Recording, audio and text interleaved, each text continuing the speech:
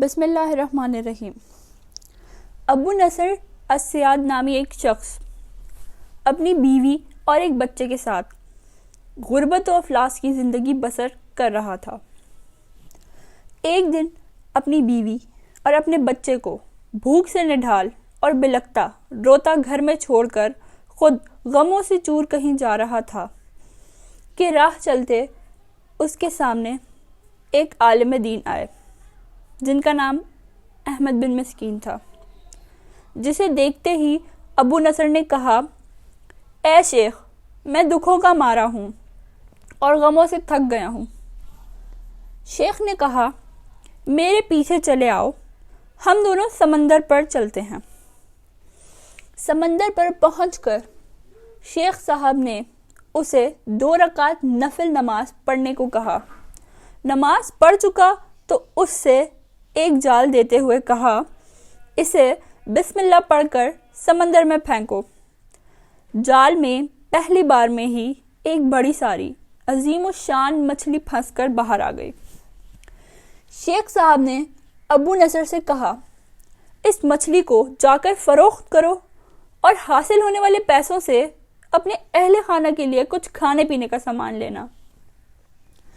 ابو نصر شہر گیا، جا کر مچھلی فروخت کی، حاصل ہونے والے پیسوں سے ایک قیمے والا اور ایک میٹھا پراٹھا خریدا اور سیدھا شیخ احمد بن مسکین کے پاس گیا اور اسے کہا کہ حضرت، ان پراٹھوں میں سے کچھ لینا قبول کیجیے۔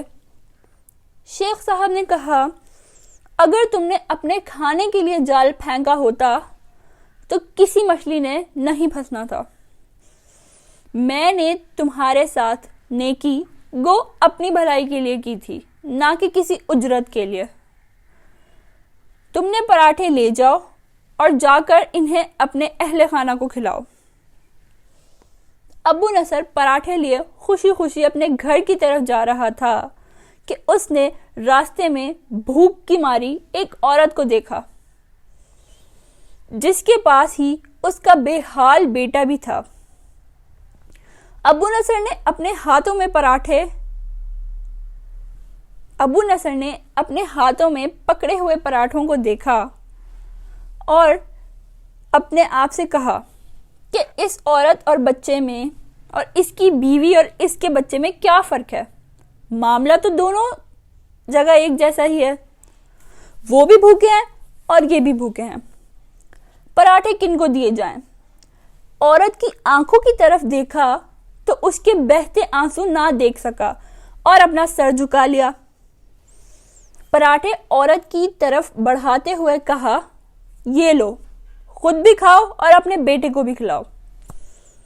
عورت کے چہرے پر خوشی اور اس کے بیٹے کے چہرے پر مسکراہٹ پھیل گئی۔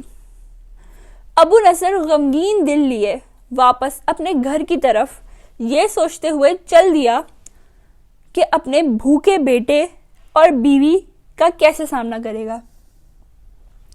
گھر جاتے ہوئے راستے میں اس نے ایک منادی والا دیکھا جو کہہ رہا تھا، ہے کوئی جو اسے ابو نصر سے ملا دے؟ لوگوں نے منادی والے سے کہا، یہ دیکھو تو، یہی تو ہے ابو نصر۔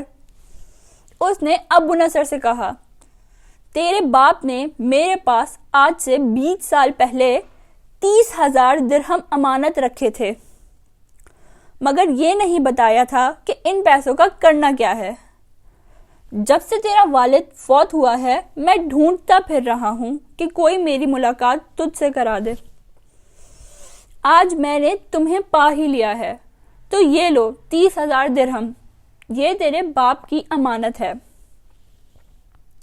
ابو نصر نے کہا، میں بیٹھے بٹھائے امیر ہو گیا، میرے کئی گھر بنے، میری تجارت پھیلتی چلی گئی، میں نے کبھی بھی اللہ کے نام پر دینے سے کنجوسی نہ کی، ایک ہی بار میں شکرانے کے طور پر 1000 درہم صدقے دیتا رہا۔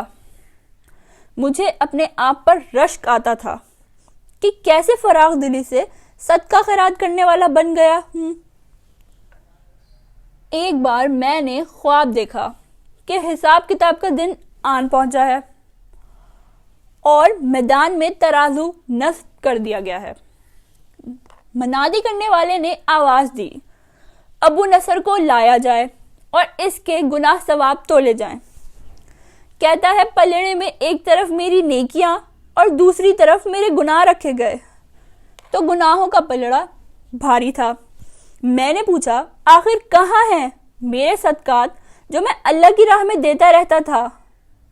تولنے والے نے میرے صدقات نیکیوں کے پلڑے میں رکھ دیے۔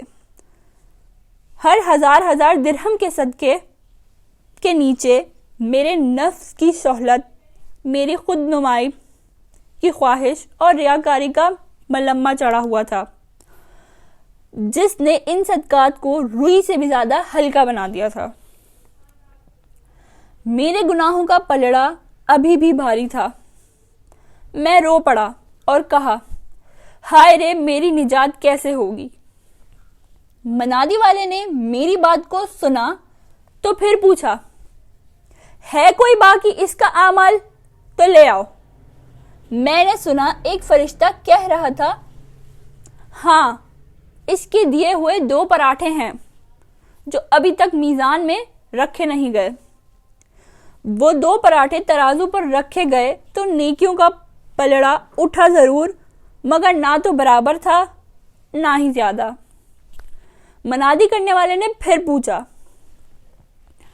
ہے کچھ اس کا اور کوئی عمل؟ فرشتے نے جواب دیا ہاں، اس کے لیے ابھی کچھ باقی ہے۔ منادی والے نے پوچھا وہ کیا؟ کہا اس عورت کے آنسو جسے اس نے اپنے 2 پراٹھے دیے تھے۔